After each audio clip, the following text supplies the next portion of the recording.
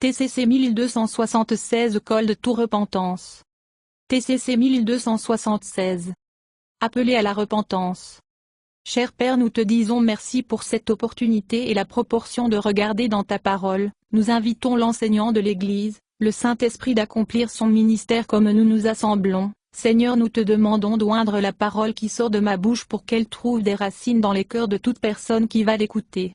Père, je te prie pour l'illumination, la révélation, la compréhension dans la pensée de tous ceux qui vont l'écouter. Seigneur, je te remercie de m'avoir fait ministre du Nouveau Testament et je te dis merci pour le succès de ce message du fait que le Saint-Esprit est l'enseignant. Merci Seigneur, cela ne dépend pas de moi mais tout dépend de toi, et tu es fidèle. Nous te donnons la louange et te rendons grâce dans le nom de ton Fils Jésus-Christ. Amen. Gloire à Dieu. Cette année, nous nous sommes concentrés sur qui est Jésus, pourquoi il est venu dans ce monde et comment il veut que nous vivions. Dans cette partie de notre étude, nous examinons pourquoi Jésus est venu selon le Nouveau Testament. Le Nouveau Testament a été écrit par des témoins oculaires de Jésus, ou des proches associés aux témoins oculaires, des hommes qui ont marché et parlé avec Jésus, l'ont vu mourir, puis l'ont vu vivre à nouveau après sa résurrection. Leurs documents sont un enregistrement de ce que Jésus a dit et fait sur la terre.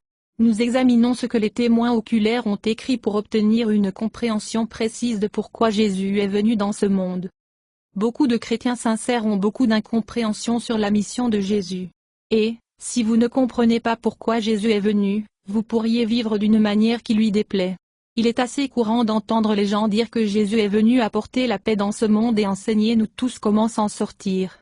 Mais, les témoins oculaires ont cité Jésus disant qu'il était venu apporter division. La division vient parce que certaines personnes acceptent Jésus et son message, tandis que d'autres rejetaient-le. Matthieu 10, versets 34 à 35. Jean 7, verset 43. Jean 9, verset 16. Jean 10, verset 19. Etc. D'autres disent que Jésus est venu pour nous rendre heureux et nous donner une grande vie dans cette vie. Cependant, les témoins oculaires ont cité Jésus comme disant que dans ce monde, nous aurons des tribulations et des difficultés. C'est dans la vie à venir que tout sera rendu juste. En ce moment, nos priorités devraient être sur les choses éternelles qui dureront plus longtemps que cette vie. Jean 16 verset 33. Matthieu 19 verset 28 à 29. Matthieu 5 verset 11 à 12. Matthieu 6 verset 19 à 21. Etc. Je ne dis pas que vos problèmes sont nécessairement le résultat d'un péché spécifique que vous avez commis. Ils pourraient l'être. La longueur à laquelle Dieu est allé pour nous habiter, mais il est très probable qu'il soit dû au fait que vous vivez sur une terre déchirée, maudite avec le péché. Le péché d'Adam a affecté à la fois la race résidant en lui et la planète elle-même. L'humanité et la terre étaient imprégnées d'une malédiction de corruption et de mort, entraînant le chagrin, les difficultés, la perte et la douleur qui sont présents dans ce monde. Genèse 3, versets 17 à 19. Romains 5, verset 12. Etc. Beaucoup de leçons pour un autre jour. Paul, un témoin oculaire de Jésus, a écrit que Jésus est venu une fois pour toutes, à la fin de l'âge, pour enlever le pouvoir du péché pour toujours par sa mort sacrificielle pour nous. Hébreux 9h26. Matthieu, un autre témoin oculaire, a cité Jésus disant, « Car je ne suis pas venu appeler les justes, mais les pécheurs à la repentance. » Matthieu 9 verset 13, LSG. Ce soir, nous examinerons certains de ce que cela signifie. Dieu a créé l'humanité pour qu'elle devienne ses fils et filles par la foi en lui. Cependant, les êtres humains sont coupables de péché et disqualifiés pour la famille de Dieu. Définissons d'abord le péché. Le péché est un acte ou une action qui s'exprime dans des motifs, des pensées, des paroles ou des actes. Le péché est un acte de non-droit, un acte ou une action qui viole la loi de Dieu. La loi est une règle de conduite établie par l'autorité suprême. En tant que créateur, Dieu est l'autorité suprême qui gouverne ce monde et ses habitants. Par conséquent, sa loi est la loi ultime. Ce monde est son monde, et sa loi est la norme pour le comportement humain. 1 Jean 3, verset 4. Quiconque commet, pratique, le péché est coupable d'iniquité. Car, c'est ce que, le péché est, l'iniquité, la violation de la loi de Dieu par la transgression ou la négligence. Être non restreint et non réglementé par ses commandements et sa volonté, la Bible amplifie et Ecclésiastique 12, verset 13. Tout a été entendu. La fin de l'affaire est celle-ci, crains Dieu, sache qu'il est, le révère et l'adore et garde ses commandements. Car c'est tout l'homme, le but complet et original de sa création, l'objet de la providence de Dieu, la racine du caractère, le fondement de tout bonheur, l'ajustement à toutes les circonstances et conditions inharmonieuses sous le soleil, et tout le devoir pour chaque homme. Amplified Bible. La loi de Dieu est exprimée à travers sa parole, spécifiquement, sa parole écrite. Jésus a résumé la loi de Dieu ainsi: aimez Dieu de tout votre cœur, esprit et âme, et aimez votre prochain comme vous-même. Matthieu 22 2.37-40. Cet amour n'est pas une émotion, c'est une action. L'amour pour Dieu s'exprime par l'obéissance. L'amour pour les gens s'exprime à travers la façon dont vous les traitez. Prochaine leçon. Nous avons souligné dans les 2 dernières leçons que les êtres humains ont été créés pour une position de gloire en tant que fils et filles de Dieu. Genèse 1 verset 26. Psaume 8 versets 4 à 5. Pierre 2 verset 9. Etc. Le Seigneur nous a créés avec la capacité de le recevoir dans notre être et ensuite l'image, ou le représenter et l'exprimer au monde qui nous entoure. Ceci, à son tour, lui ramène honneur et gloire. Éphésiens 1 verset 12. Cependant, tous les êtres humains ont violé la norme morale de Dieu, sa norme de ce qui est bien et mal.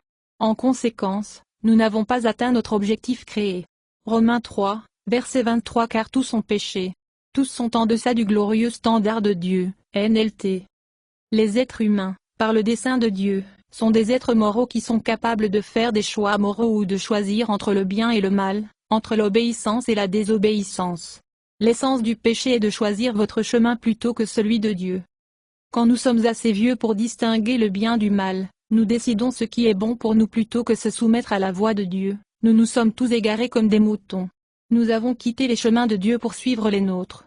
Pourtant, le Seigneur a imposé sur lui la culpabilité et le péché de tous. Isaïe 53, verset 6, NLT.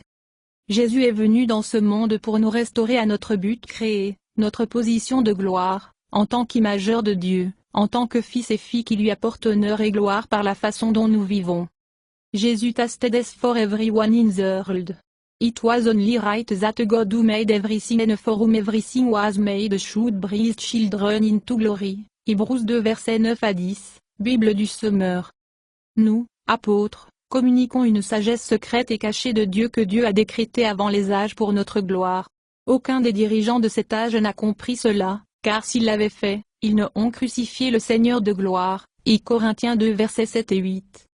Dans les 2 dernières leçons, nous avons examiné un passage du Nouveau Testament qui est un résumé concis de la façon dont Dieu restaure les hommes et les femmes pécheurs à leur but créé en tant que fils et filles qui lui glorifient pleinement. Romains 8, 30 exatonne ceux qu'il, Dieu, a prédestinés, il les a aussi appelés, et ceux qu'il a appelés, il les a aussi justifiés, et ceux qu'il a justifiés, il les a aussi glorifiés.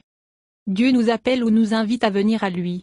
Lorsque nous répondons à son appel, il nous justifie, pardonne notre péché et nous déclare justes et en règle avec lui-même.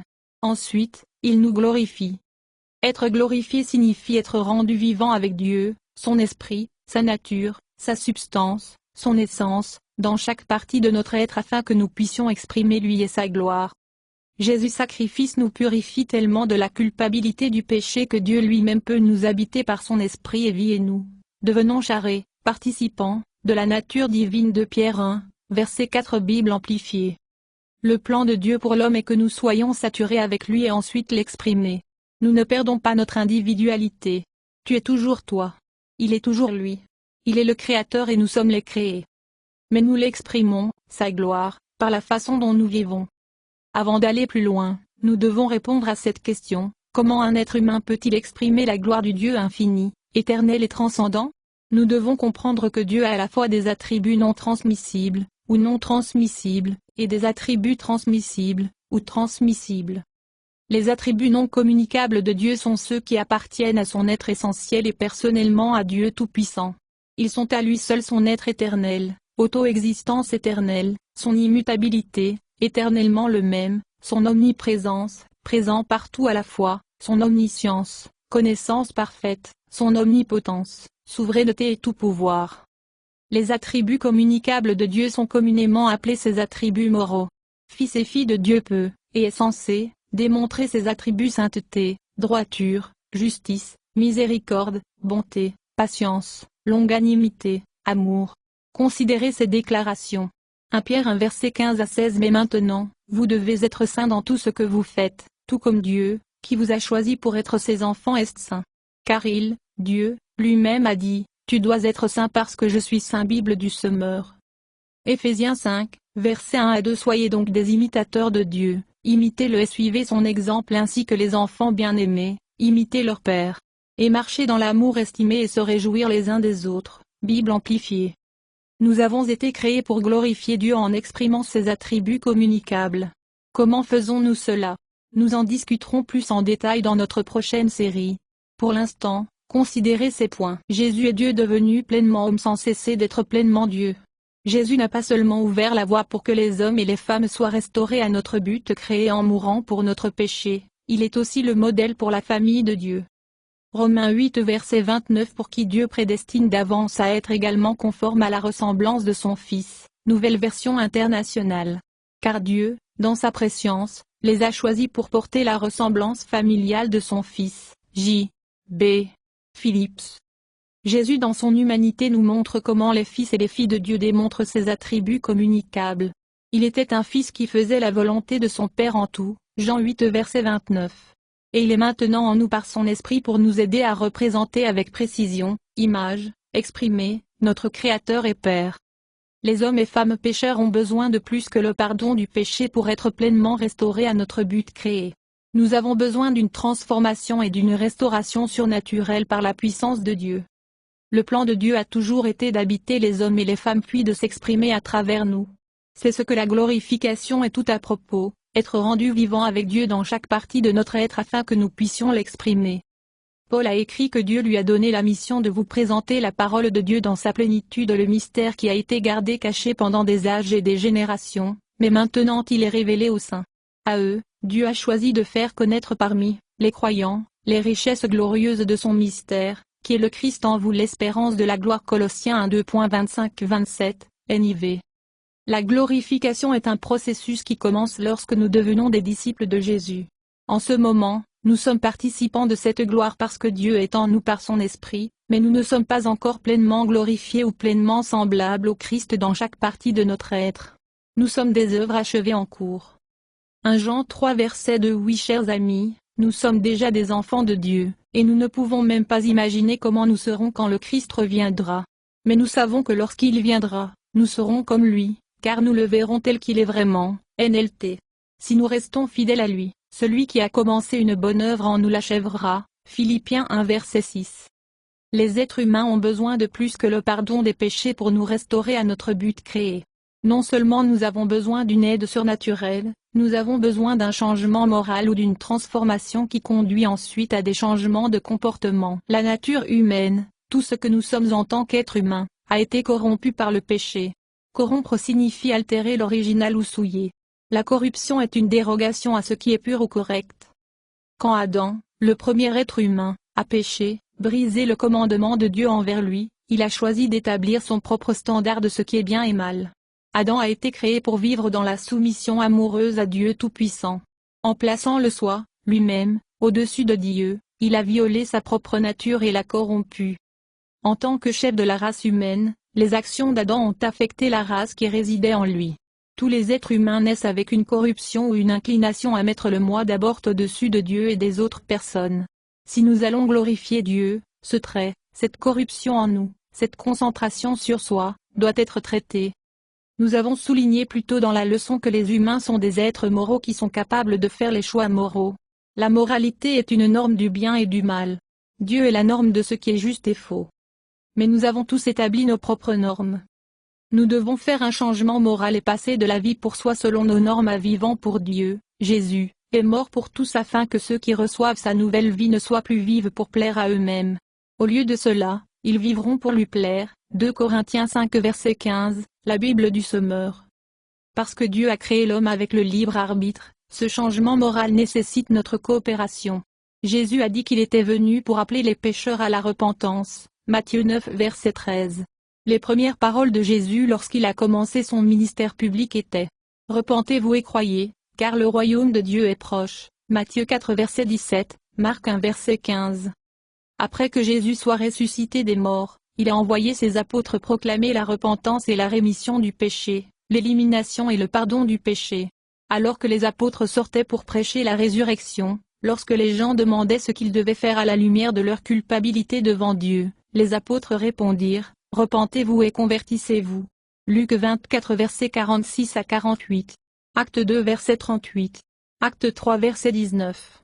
Acte 17 verset 30. Acte 26 verset 20. Le mot grec traduit par convertir signifie revenir, se détourner de la vie pour soi et retourner à votre but créé.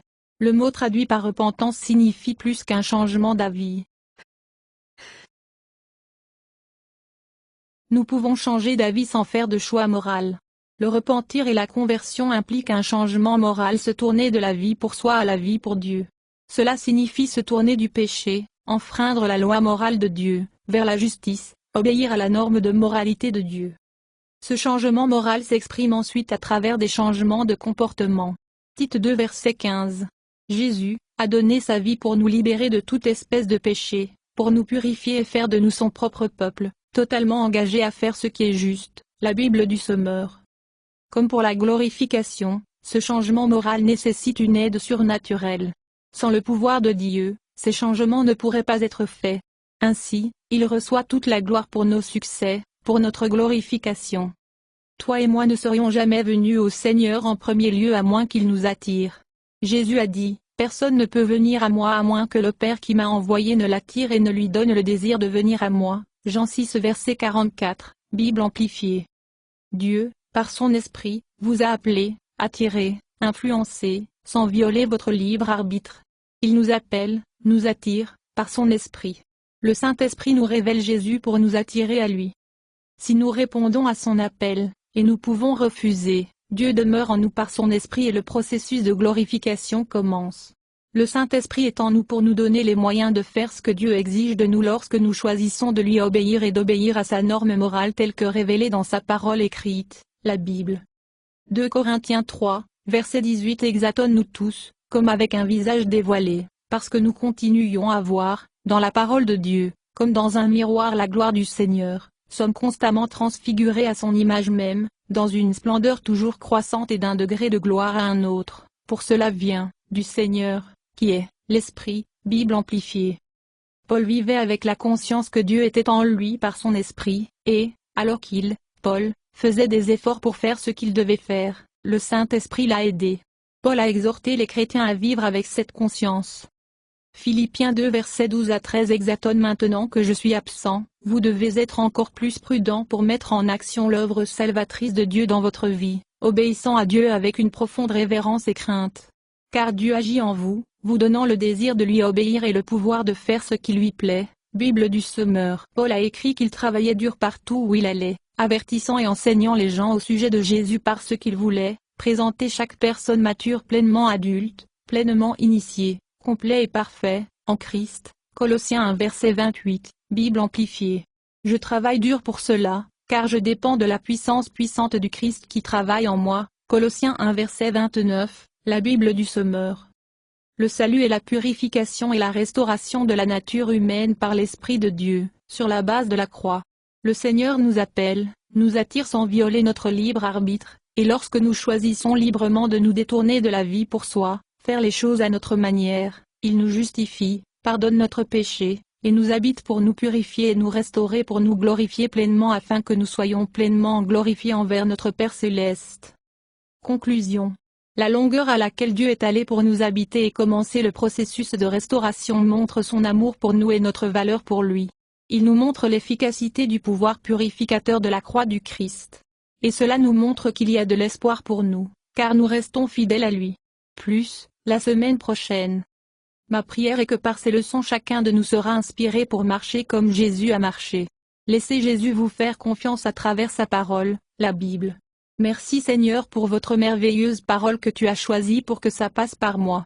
Merci Seigneur de choisir des fils et des filles d'être conformes à l'image de Jésus-Christ et d'être faits comme tes enfants en caractère et en puissance, pour tout ce qu'on entend. Que cette leçon puisse nous donner le désir de rechercher et de grandir en Jésus-Christ dans cet endroit. Seigneur, nous vous remercions et nous vous servons sur votre scène, notre désir c'est de demeurer en toi au nom de ton Fils Jésus-Christ. Amen. Louez le Seigneur, louez le Seigneur.